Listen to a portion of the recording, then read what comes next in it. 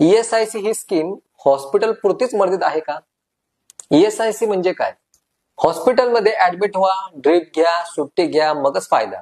बाकी वेतन, अपघात, मृत्यू, बेकारी ते कुठेतरी दुसऱ्या ESIC मध्ये मिळत असावं असं नाहीये.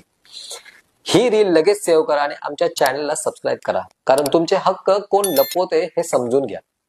ESIC म्हणजे फक्त हॉस्पिटलमध्ये लागणाऱ्या खर्चांसाठी असतं किंवा बाकी उपयोगासाठी असं नाही. खरं तर हा समज साफ चुकीचा आहे. एम्प्लॉई स्टेट इन्शुरन्स कॉर्पोरेशन ही योजना केवळ हॉस्पिटलसाठी नाही, तर तिच्यात खालील लाभही समाविष्ट आहेत.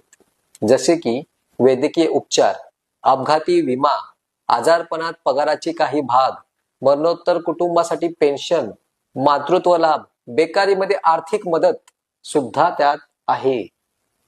कामगारांनो, ESIC तुमचं सुरक्षाचं कवच आहे, ते वापरणं शिका.